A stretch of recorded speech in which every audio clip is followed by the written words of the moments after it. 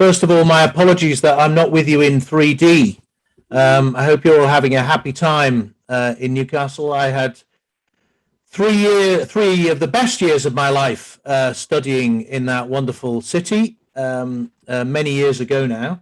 It was fantastic. I gather you're in the Civic Centre, which is just across the road from the old Students' Union, where a dark veil is drawn over things that went on all those years ago, but was the scene of many happy evenings. I hope you will have a similarly amusing time while you're there, although I know you've been talking about some fairly serious issues. Now, obviously, I'm in my first few weeks as Minister with responsibility for the probation service, but I need you to understand that given my history of dealing with crime, first of all in London and now in national government, I've always regarded the probation service as a critical part of the architecture of keeping the public safe and of driving crime down. That mission is invested in all of you as individuals, and we're very grateful for the work that you do. In particular, over the last couple of years, where the country has faced this enormous challenge of a pandemic, the first for decades, well, since the early part of the 20th century, which has challenged all sorts of organizations, not least the prison and probation service. I know that many of you did fantastic work during that period, handling risk, dealing with difficult situations, often helping the client base, those offenders who might be, or ex-offenders who might be struggling during the pandemic with loneliness and the same issues that many of us faced, helping them get through it in as good a shape as they possibly could, became a new part of your role. And I know that you deployed as much innovation and commitment as you possibly could. It was an enormous effort, and we're extremely grateful to you for all of that. I know it was tough because many of you were coping with your own circumstances. Who knew online school would be such a challenge for so many parents? But we got through it in extremely good shape, both prison and probation service. As I say, I'm grateful to you for that.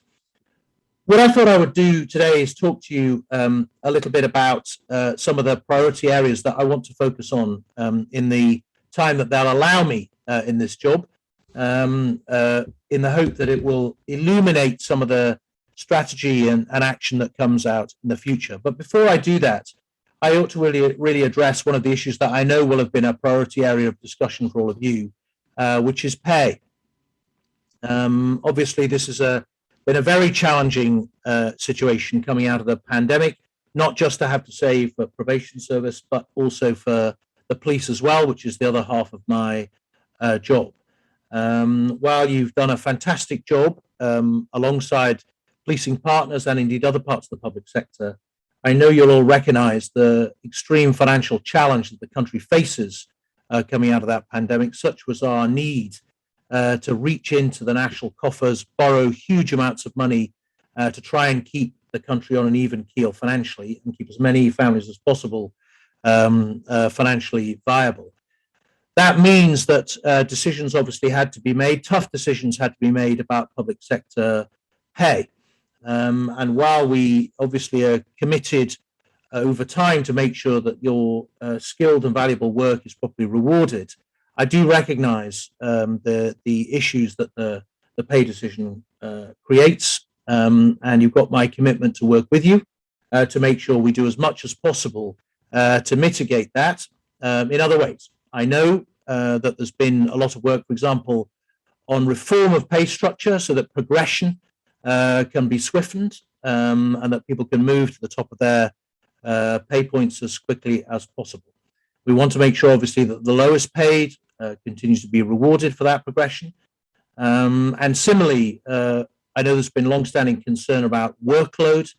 And so the recruitment of 1,000 trainees last year, hopefully rising to 1,500 this year, resulting from the £310 million extra investment in the service, will help to alleviate all of that too. There are other exciting areas, the use of technology, not least the electronic monitoring, about which more in a moment, which I hope will help you do your job more efficiently and better, and therefore bring greater job satisfaction in your employment.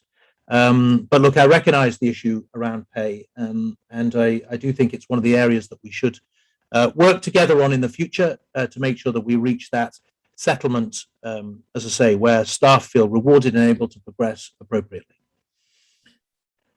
From my point of view, obviously coming into this job, it's key, I think, to stress to you the important position I think the probation service plays in fighting crime. It's not for me a backwater. It's not for me an organization which is about handling risk, making people sure that offenders make it through their license period and out into the outside world in good shape. Fundamentally, it's about fighting crime, keeping the public safe, and in many circumstances, saving lives. That is a combined effort that involves you, the police, and other partners. And I regard the probation service and all of you and the skilled operatives in probation as critical partners in that mission. I've been given a key task by the Prime Minister, which is to drive crime down across the board and across the country. And when my role expanded at the last reshuffle and probation was brought in, it was a critical card in the hand of cards that I needed, I think, to be able to make that work. So the first thing I think I'll be concentrating on is positioning the probation service as a key partner, an important player around the table on fighting crime and keeping the public safe.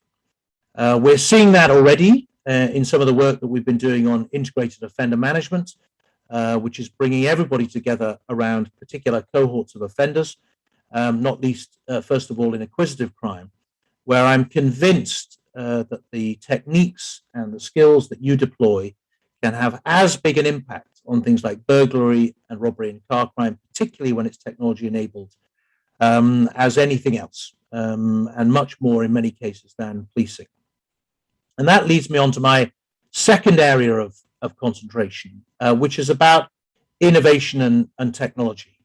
I firmly believe that as we're all personally catapulted into the 21st century with devices and phones and the Internet of Things that's changing our lives in so many ways, we have to make sure that the probation service is in a position to embrace technology in the same way and to use it as a tool for the betterment both of the public, but of also the way we do our jobs. Now, you will have seen last week some big announcements about that, £183 million further investment into our electronic monitoring program, where I believe there is enormous potential to both impact on that critical reoffending number, but also to help you with your job, to make it easier to do your job and to make you more informed about the behavior of the people you're dealing with. So, for example, you will have seen the expansion of the GPS monitoring program, where we've moved recently from 6 police force areas to add another 13 up to 19. Now, those GPS tags are enormously successful from a deterrence point of view, we believe, but they also give you valuable behavioral data about the movements of your client base, about those individuals that you're dealing with, where they are, whether they're fulfilling their obligations that you've put on them as part of their license conditions. It gives you a new source of data and material which you previously haven't had, which means at its simplest, your initial meeting doesn't start with a lie. Where have you been? Did you go to the job interview? What were you doing yesterday? There's no point in them lying because you know exactly where they were. Similarly, the rollout of the alcohol tags, where we're going to be investing significant money in putting these brilliant pieces of technology on people's ankles, effectively making sobriety a license condition, will allow you, for those where alcohol has been driving their offending in the past, will allow you to begin your interactions without a lie. Have you had a drink this week? No, I haven't. Well, we'll know for certain if they haven't. And this kind of technology, I think, holds out enormous potential. There are other areas of exploration that we want to look at. We've started an innovation fund as well that will look at some of the new tagging technology that's coming along, not least if we can develop some kind of drug detection tag alongside the alcohol tag, given the problem that we have, the high number of offenders who leave the secure state with a drug problem. We do think there's big potential there. And it points to the third area of importance, which I really want to concentrate on, and that is understanding and improving the kind of psychological tools that we're using in the management of offenders. Very often, in trying to, if you like, govern and manipulate the behavior of those individuals who we are supervising, we need to make sure that we get the psychology right. Now, technology can help us with that. It can mean there is certainty of compliance or of non-compliance or detection of non-compliance. And that points us towards an atmosphere and a framework where we're able to start to be much more rigorous and disciplined about the conditionality that we put on offenders. And in particular, make clear to them that there is a role for incentive and consequence in their management. We want to make sure that they are incentivized to comply, that they understand clearly what they have to do to comply, that we drive compliance with your requirements up as high as we possibly can, but where there isn't compliance, that there are certain consequences.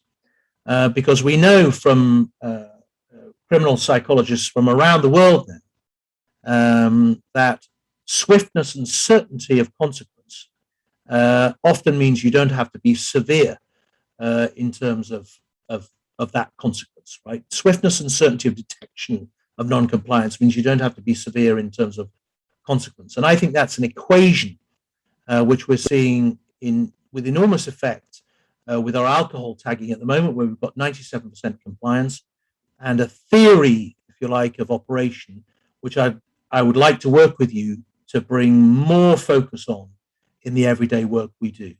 Because we know from psychological studies around the world that even drug addicts, even though with those with heavy dependence on substances, respond to a framework of incentive and consequence, particularly where the certainty of detection is there.